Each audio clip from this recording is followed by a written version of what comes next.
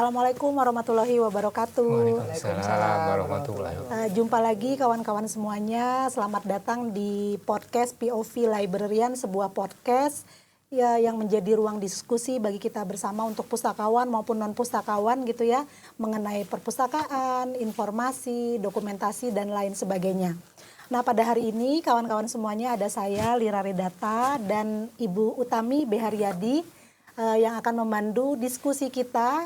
Nah, dengan narasumber yang luar biasa, Mas Wardiono gitu ya kawan-kawan. Mas Wardiono ini adalah dosen di Universitas Yarsi. Nama jurusannya apa, Mas? Ilmu perpustakaan dan sains informasi gitu ya. Dan sekarang Mas Yono sedang sebagai kandidat doktor di Universitas Sains Internasional Islamic University Malaysia gitu ya. Dan kita juga ketahui bahwa Mas Yono adalah salah satu founder, koordinator, developer dari aplikasi perpustakaan nasional yang bernama Slims gitu. Nah, kawan-kawan jangan lupa nonton sesi sebelumnya, kita sudah membahas tentang apa itu repositori pengetahuan. Nah, dan pada sesi ini kita akan menggali lagi gitu ya, tapi dari sisi perpustakaan gitu. Dan nanti kita akan kulik-kulik sedikit tentang Slims kepada Mas Yono gitu. Mas Yono gimana Mas, kabarnya sehat? Alhamdulillah sehat.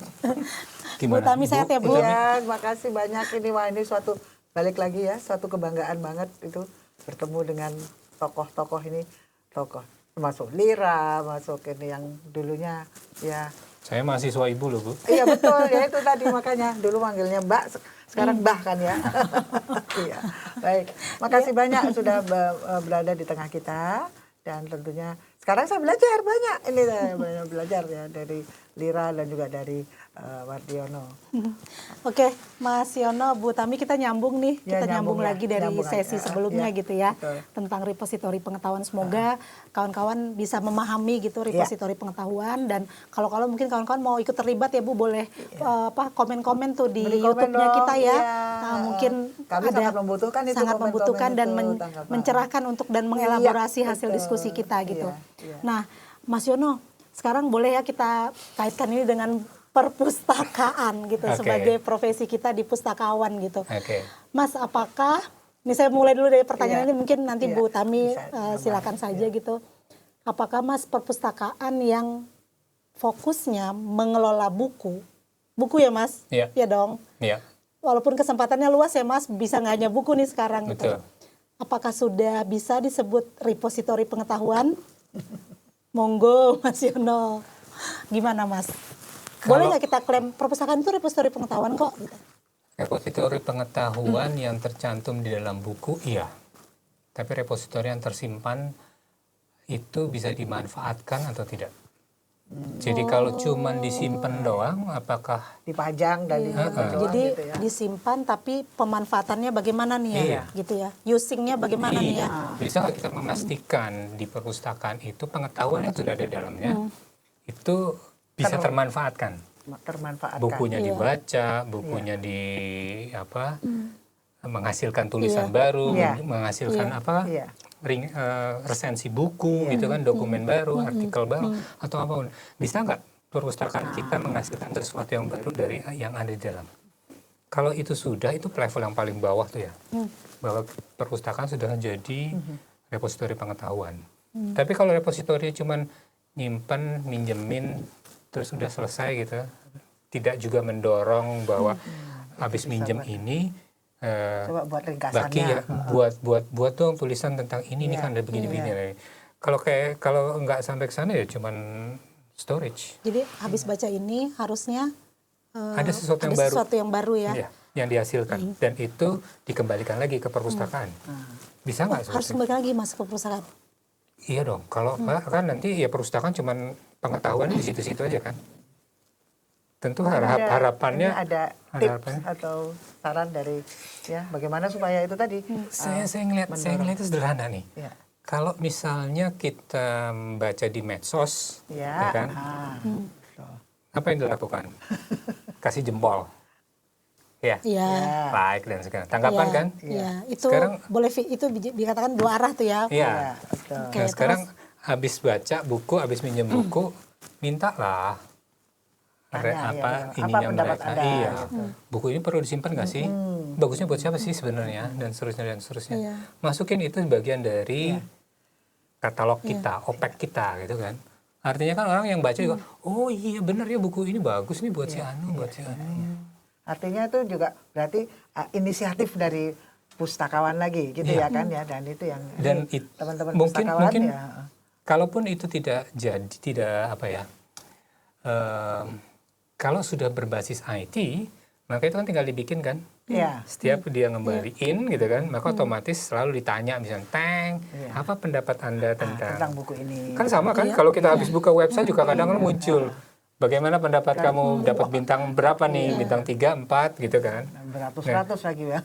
Seperti itu aja udah seru tuh, berarti kan ada kita membagi pengetahuan.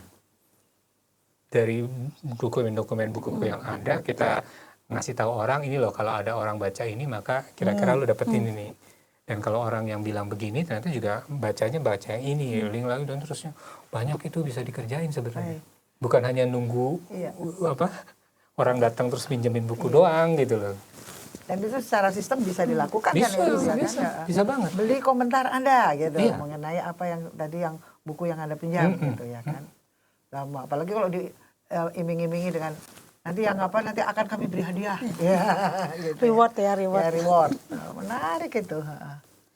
Terus Mas, artinya ketika kita tadi kan bicara kan repositori pengetahuan dan perpustakaan itu kan buku. Artinya kan selama ini perpustakaan itu ya memang kita mengelola buku-buku yang fisik gitu ya. Pengetahuan yang sudah kita ada fisiknya gitu. Artinya apakah dengan repositori pengetahuan ini sebenarnya membuka kesempatan, boleh nggak ngomong gitu, membuka kesempatan, atau sebenarnya ini adalah salah satu jalan untuk menunjukkan ke pemustaka, ke masyarakat bahwa sebenarnya perpustakaan itu tidak hanya mengelola buku, tapi juga masuk ke tesit gitu. Gitu nggak Mas yang terjadi? Iya, harusnya bisa seperti itu. Satu misalnya, kan tadi ya kita ngasih komentar, artinya apa tuh? Itu artinya ada tesit kita pengetahuan dari yang kita dieksplisitkan. Ya kan? Artinya kan itu kita nangkepin ide-ide dari orang-orang gitu kan, kita kumpulin dalam sebuah sistem repositori kita nih. Nah, ini perpustakaan lewat sistem yang kita paksa tadi supaya bisa harus memberikan komentar setiap kali dia ini. Jadi ini merupakan suatu kebiasaan dan budaya baru yang bukannya harus, tapi wajib kita. Mungkin iya harus wajib. Cuman memang kalau kita bukan cuma itu, Bu Utami, saya potong. Kalau di media sosial kan enak ya, suka centeng, dah gitu doang kan. Bisa nggak itu kita permudah? Apalagi dengan generasi sekarang nih, Gen Z, yang gadgetnya nggak pernah lepas gitu kan. Kalau mereka suruh ngetik panjang lebar, jangan-jangan, nah gitu kan. Jadi artinya kita juga mesti mikirin tadi bagaimana mempermudah proses tacit knowledge ini bisa tetap nyampe gitu loh. Nah, itu media sosial keren banget tuh untuk hal itu kan. Saya setuju, saya bintang 5 dan seterusnya. Mungkin dengan itu saja udah bagus sekali ya, misalnya beri gambar hati atau jempol atau bintang, ya kan, itu udah suatu hal yang luar biasa sebetulnya. Nanti tinggal kita pelan-pelan kalau udah terbiasa, coba deh yang lebih dalam lagi, lebih luas lagi gitu. Jadi mulai dari yang udah ini nggak dulu. asosiasi lagi dengan itu ya. Jadi menarik artinya pelan-pelan sebenarnya juga ya pustakawan juga harus bisa ke sana gitu loh. Betul. Wow. Gini Mas, aku tuh selalu berpikir kan repositori pengetahuan. Nah, karena repositori pengetahuan itu kan nggak hanya harusnya nggak menjadikan kerja kolaborasi ya Mas, kerja kolaborasi gitu. Nah, dengan adanya si perpustakaan, ketika kita nih Mas sebagai pustakawan ngelihat nih, oh ternyata kok yang repositori pengetahuannya dari sisi pengetahuannya nih, kalau kita bicara kan tesit dan eksplisitnya gitu ya, kok belum terkelola ya. Nah, kita kita mengambil peran gitu loh Mas, mengambil peran untuk menginisiatif diri proaktif gitu untuk mengelola juga pengetahuan tesit gitu. Nah, dengan adanya repositori pengetahuan itu terbuka dong Mas kesempatan kita untuk melakukan itu gitu. Iya, harusnya. Sesimpel gini deh, tadi saya masih sambungin ke perpustakaan ya, harian. Perpustakaan 2.0, 3.0. 2.0 tadi ya, Yeah. ada interaksi, komunikasi. 3.0, 4.0 bahkan sudah bisa gabung. Nah, kalau perpustakaannya sudah masuk ke sana, itu kan artinya kan memang pengetahuannya sudah bisa dimanfaatkan benar-benar Betul. sama si user. Jadi kalau bicara repositori pengetahuan harus kolaborasi, iya. Kita si pustakawan itu nggak bisa kerja sendiri. Tadi kita harus minta input dari teman-teman kan yang baca. Apa iya pustakawan harus menguasain seluruh bukunya, kan nggak mungkin juga. 13.000 satu orang gitu, aneh aja suruh baca terus meringkas gitu kan. Itu kan kita bisa bantuan. Lalu kemudian juga sama pimpinan. Bisa nggak sebelum mahasiswa lulus misalnya harus melakukan sesuatu terkait dengan pengetahuan mereka yang ada di sana, lalu simpan di perpustakaan, apapun itu. Artikelnya misalnya harus diterbitkan juga. Berarti kan koleksinya perpustakaan juga makin berkembang kan. Ya. Itu kan bisa dilakukan oleh si pustakawan. Repositori pengetahuannya itu bisa terus berkembang. Kolaborasinya juga melibatkan banyak hal. Pimpinannya, ya pustakawannya itu sendiri juga harus terlibat, dan sama si penggunanya juga harus diajak ikutan. Bisa nggak kita ngajak itu semua? Nah, itu yang masih mungkin suatu belum hal kelihatan. ya perlu. Tapi mungkin nanti juga itu yang akan kita tanyakan sebenarnya. Bagaimana kemudian dengan caranya untuk mengambil kembali, jadi retrievalnya itu loh, ya kan? Kan itu udah katakanlah itu sudah menjadi suatu repositori pengetahuan gitu ya. Apakah perlu ada suatu sistem tertentu yang bisa memanggil atau meretrieve? Iya, harusnya iya. Karena, Kan kita bicara tadi buku ya. Buku di perpustakaan berapa sih? Kalau nggak salah standar perpustakaan nasional untuk sekolah itu minimal sekolah ya 700 judul. 700 judul ya? Kecil nggak gede-gede banget. Itu Kirain yang paling 5.000. basic. Kirain 5.000. Saya lupa angkanya. Nggak lupa ya. kayaknya lebih. Mesti dilihat ya. Saya nggak lupa. Cuman ternyata waktu saya survei gitu ya, survei itu rata-rata 700 ternyata. Oh gitu. Ya, Oh, ada sih yang bagus gitu kan. Sekolah apa ini sekolah? Sekolah SD sampai SMP. Oh ya. Gitu bang, saya waktu itu bikin pelatihan, lalu kita tanyain berapa sih koleksi Anda gitu. Terus kita rata-ratain, itu yang saya ingat banget. Kan juga jangan dikunjungi lagi perpustakaannya. Iya. Oke, tadi balik lagi apa? Ya, tadi apakah perlu ada suatu sistem untuk perlu ada sistem. Tadi untuk menemukan kembali apa tadi yang udah. bagaimana kita tahu bahwa itu buku bagus kalau kita nggak punya sistem?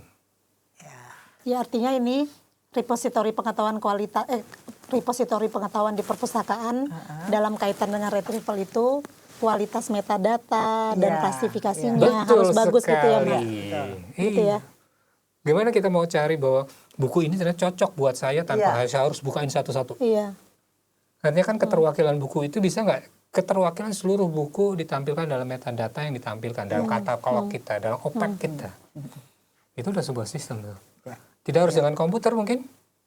Bikin buku abstrak koleksi di perpustakaan. Bahkan zaman dulu pun kan sudah ya pakai kartu ya.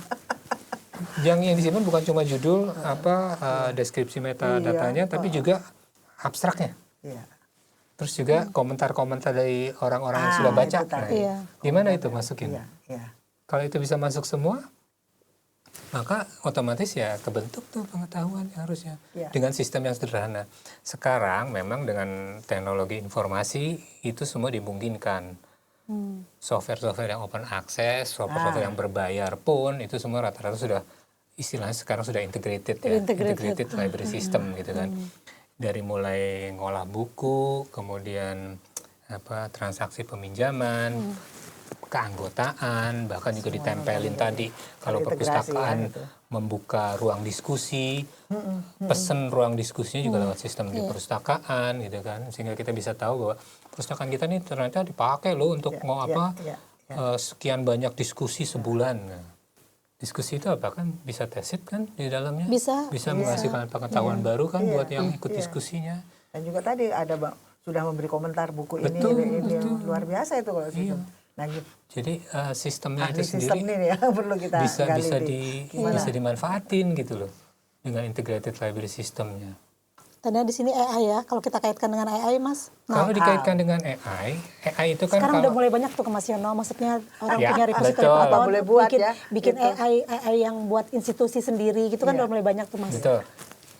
Gini, AI itu nggak akan bisa bicara bagus kalau datanya juga sampah yang kita kasih, gitu kan? Nah sekarang pertanyaannya, apakah tadi metadata yang dari sistem yang sudah kita punya itu memang bagus, bisa kita percaya? Apakah nggak salah ketik tuh judul bukunya, nggak salah ketik tuh namanya, gitu kan? Menarik, memang. Konten abstraknya tadi ceritanya Udah benar nggak? Gitu. benar-benar wakili isinya nggak? Ya. Kalau itu semua sudah masuk, udah benar semuanya gitu kan, maka mau pakai AI, mau pakai apapun harusnya data yang bagus itu keluarnya juga akan lebih bagus lagi. Tapi kalau kita sebagai pustakawan ngentri datanya asal-asalan gitu kan, Iya. buku tebelnya 50 halaman ditulisnya cuma 40 halaman gitu kan misalnya. Nanti begitu ada orang, tolong dong saya pengen baca buku tapi nggak usah tebel-tebel. Nih ada nih yang 20. Ini ada 24 tahun begitu kali, wah buku sebel ini kan, pasti dia di sistemnya apa sih kan gitu ya. Ya.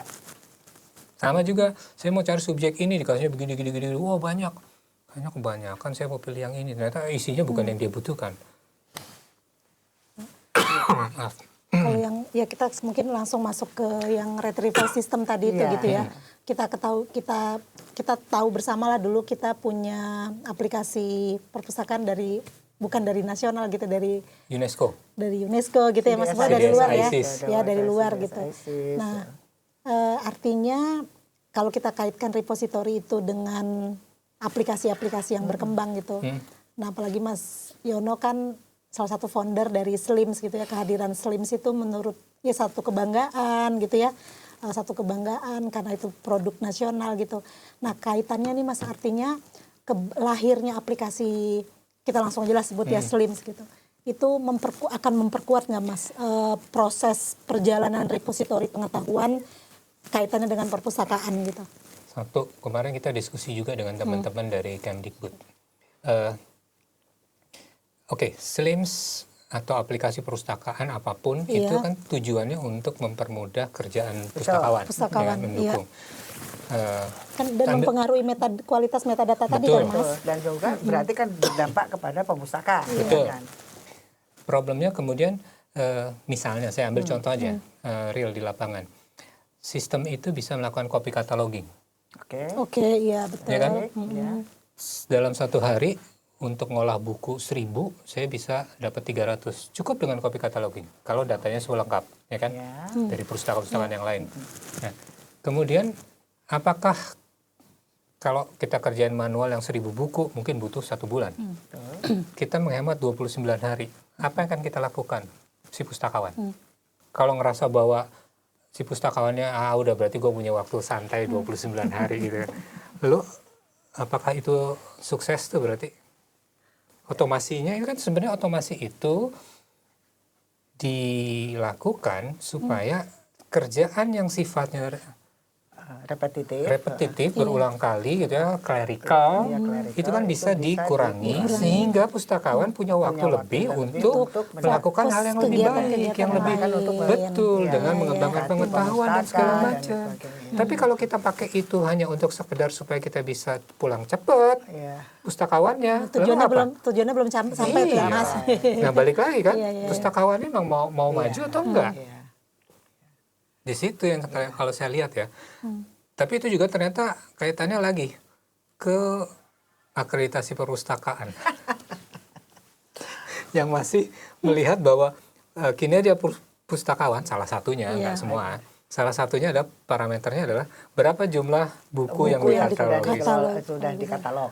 Padahal kalau kita bikin katalog, copy cataloging dan katalognya datanya bagus, 1 bulan kita udah bisa mengerjain. Tapi itu kemudian diukur jadi parameter KPI-nya si pustakawan ya. Saya sih agak ini juga ya, sebagai seorang yang paham teknologi gitu. Ini kayaknya aturan-aturannya juga harus sudah mulai direvisi nih. Kalau enggak ya nanti orang yang paham teknologi tadi manfaatin teknologi, wah ngangkat kaki di liburan. Supaya KPI-nya tinggi terus. KPI-nya dapat terus gitu kan. Tapi padahal itu baru langkah 1 ya. Artinya dia di langkah 1-nya harus melangkah lagi ke yang mau nggak dia yang lebih jauh lagi ke depan, mengembangkan tadi pengetahuan tadi yang sudah ada di dalamnya. Karena toh kerjaannya dia yang tadinya bisa sebulan selesai dalam waktu sekian hari misalnya. Nanti dia punya kesempatan lebih untuk bisa mengembangkan pengetahuan. Mau nggak dia? Ya. Mas Yono Slims dari tahun berapa, Mas? Kita Slims. pertama kali benar-benar publish itu 2007 kalau nggak salah. Penggunanya sekarang berapa? Nggak ketahuan. Nggak ketahuan?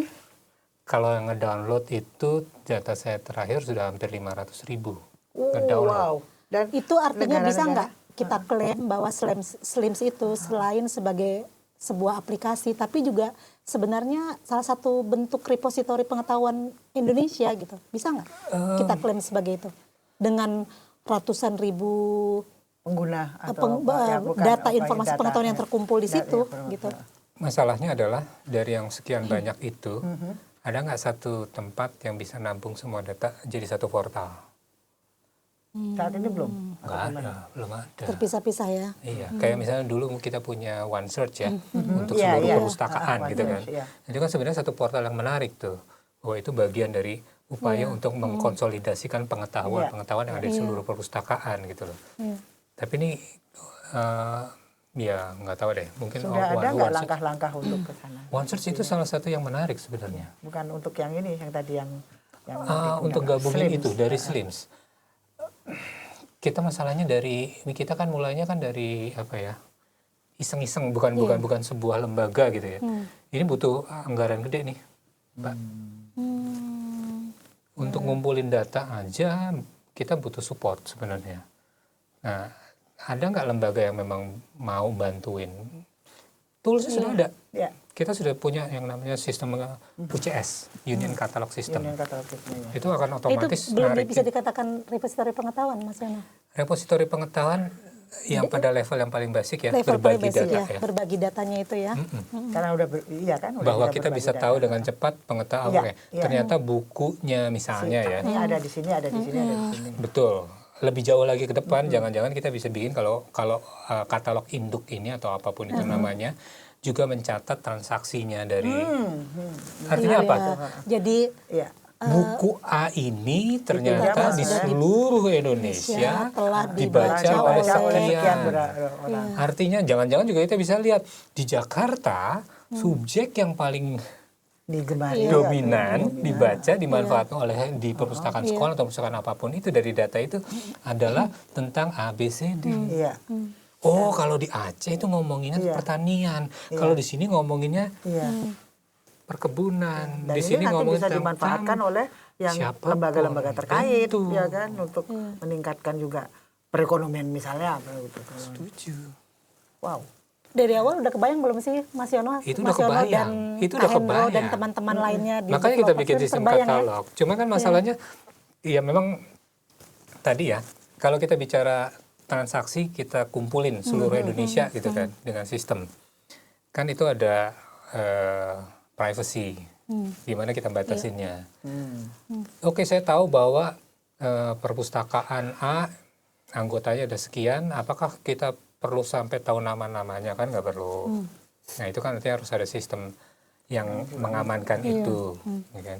Lalu kemudian kalau misalnya ketahuan bahwa ini asalnya dari sekolah A, berarti sekolah A ini kadang-kadang itu juga karena datanya sudah terbuka, kan kelihatan tuh, oh sekolah ini ternyata masih ngomongin soal beginian dulu nih, nggak ngomongin ini, misalnya. Berdasarkan bacaan yang mereka gunakan, misalnya. Itu kan bisa sampai ke sana, bisa dilihatnya.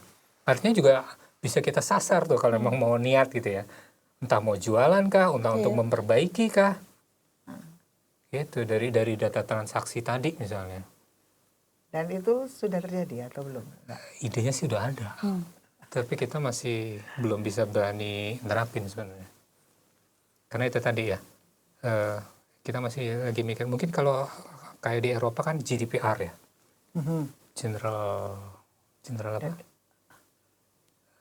Pokoknya intinya adalah melindungi hak cipta, hak privasi. Oh iya betul GDPR, betul kan? ya. Bahwa semua yang ngambil data di sini juga harus mematuhi GDPR dan seterusnya. Nah itu yang masih kita mikirnya, ini privacy kita seperti apa ya? Kalau kan kita juga mikirnya kan Slims ini bukan hanya untuk Indonesia kan? Iya artinya di luaran terbuka di sana terbuka sana untuk basisnya juga open source bisa mendukung hal-hal seperti itu nggak? Kalau itu ternyata bertentangan ya pasti nggak akan jalan nih sistem ini. Udah di beberapa negara ya? Banyak. ya, banyak kan? Banyak. Oh, amat Banyak sangat banget. Daftar kita lebih dari pengguna di luar itu minimal yang terdaftar ya, yang klaim daftar itu lebih dari 600 kalau nggak salah. Tuh. Oh, iya. Tapi itu juga masalahnya kan ada yang kita nggak tahu nih, dulu masih link, tapi linknya sekarang udah nggak bisa diakses. Apakah itu tutup ataukah itu ganti pindah ke tempat lain, kemudian dia daftar lagi, masih belum jelas. Karena ya itu, ternyata kita minta ke teman-teman, tolong dong yang menggunakan Slims lapor ke kami, kirim email gitu biar kami bisa data. Itu aja susah. Itu susah ya. Tapi by system tuh nggak ketahuan ya, Mas Yono ya? Kita coba tadinya, misalnya Iya. pernah kita mau memanggil NPPS, nomor pokok perusahaan sekolah. Oke, terus? Tapi kan kemudian NPPS ini kan mesti di entry kan sama si ini usernya. Nah itu mikir-mikir ini kalau NPPS-nya diambil lalu kemudian ada data yang tidak ada yang data yang krusial atau apapun itu, ini gimana tanggung jawabnya kita nih sebagai pengembang gitu. Jadi hasilnya ya kita nggak bisa maksain, tapi kita silahkan kalau kamu masukin ini maka data kamu ini nanti bisa membantu untuk analisis yang lebih dalam gitu kan. Ya tapi tetap aja ada yang masukin, ada yang enggak dan seterusnya gitu kan. Jadi kita udah nyiapin, tapi ya kita memang belum berani maksain itu. Iya. Tapi bisa nggak saya dikatakan bahwa dari perkembangan awal sampai sekarang itu sebenarnya berkembang gitu ya. Oh iya, Dan terus terang kalau Slims sampai sekarang kita masih kembangin. Luar biasa itu kan, berarti satu hal yang Dulu waktu zamannya WA mulai terkenal, kita sudah mulai mikirin gimana kalau pemberitahuan buku yang harus dikembalikan lewat WA. WA berbayar waktu itu, kita bikin yang pakai Telegram yang Otomatis gratisan. gitu kan, Mas Yono maksudnya? Jadi setiap kali ada buku yang terlambat, si pustakawan tinggal ceklik lalu kemudian kekirim lewat tuh Telegram ke masing-masing gadgetnya kan, atau ke WA-nya. Ya itu kita ngikutin itu. Jadi Slims itu berkembang. ya berkembang betul. Ya, alhamdulillah sih. Kan dari tahun 2007 tuh Mas Yono secara sistem berkembang kan memang Slim ya. Apa sih Mas buat teman-teman Slim, ya mungkin Mas Yono punya mewakili teman-teman Slim di sini dalam hal ini gitu. Sejak tahun 2007 tuh ada nggak sih Mas cerita-cerita menarik lebih dari kami punya sebuah aplikasi perpustakaan Slims, tapi dengan adanya Slim ternyata begini gitu ternyata kami bisa lebih gitu loh Mas. Kalau mau dicari satu Apa, Mas? topik penelitian skripsi di Slim sudah makin banyak di Google Drive. Oke. Slim sebagai penelitian ya, bagian dari penelitian entah apapun itu ya, entah literasi, entah pengolahan buku gitu, udah banyak ya bisa dicari itu di Google Scholar. Lalu kemudian yang kedua, ada banyak cerita teman-teman yang punya bisnis berbasis Slims. Oh wow. Oh itu diperkenankan? Kan Slims open access, open source. Jadi Open source ya. GPL 3. Selama jadi dia tidak pendampingan ya Mas? Enggak. Ya? Mereka bikin jasa konsultasi ataupun layanan. Kamu nggak punya ini, oke. Simpen di sini, bayar sekian, maka kamu punya dan itu service. terjadi? Jadi. Dan teman-teman yang punya begitu ya mengasih kontribusi balik ke kami. Ini sumbangan dari saya sebagai itu ada ya. Ada juga katanya, saya nggak tahu nih kondisi ini masih terjadi atau enggak. Dulu ada teman di perpustakaan sekolah yang kemudian dia itu bukan staff, hanya tukang parkir atau tukang bersih-bersih gitu. Tapi kemudian dia tertarik ngobrol sama teman-teman di komunitas Slims. Terus ternyata dia berkembang kemampuan dia. Oh iya, Slim bisa. Terus dia belajar komputer gitu kan sama teman-teman. Biasa. Sekarang dia diangkat jadi staf sekolah. Staff sekolah. Wah, karena kemampuannya dia berkembang waktu dia ngikutin Slims. Komunitasnya ya, bukan Slimsnya. Komunitas Slimnya saling belajar gitu kan. Oh iya gini. Dia diangkat jadi stafnya sekolah gitu. Nah itu memang terpulang pada orangnya juga. Betul, ya. itu satu. Tapi juga kita punya menarik itu. Kita juga punya cerita sedih sih. Slims itu bisa menghancurkan dapur orang. Oke. perusahaan-perusahaan Oke, yang jualan software Iya, iya. yang Karena tadinya ini open source mahal-mahal, ya. Iya, karena orang open pindah ke source open itu. source, akhirnya mereka, waduh, nggak bisa saingan deh nih. Iya, mari kita lupakan yang jelek-jelek ya, lebih yang bagus-bagus saja. Jadi, ya, tapi kan kita mesti lihat ya, ada positif dan Itu negatifnya ya. dicatat, ya, perlu dicatat gitu ya, supaya jangan terjadi lagi gitu ya. Menarik Gitu ya, sih. Menarik sekali. banget Slims. Jadi kalau aku sih ngelihat Slims ini salah satu bentuk repository pengetahuan sih kalau buatku ya, Iya. orang di luar Betul. Slims itu Iya. gitu. Artinya ya mungkin secara sengaja ataupun tidak sengaja gitu. Jadi kelihatannya seperti itu gitu. Ya pokoknya kita doakan ya Bu ya, Iya, Slims selalu betul. maju dan ini sangat membanggakan gitu. Iya. Nggak, selama ini kan oke-oke aja kan, apa harus yang ada, apa itu tuh, satu lagi tuh, English what? Nggak, kita nggak ngomongin itu ya. Ya. Luar biasa Slims itu dimanapun ada, udah berapa, yang versi sekarang versi yang keberapa tuh? Sekarang udah versi Boolean, versi Bulian 9. kan, ada yang bulian. Wow.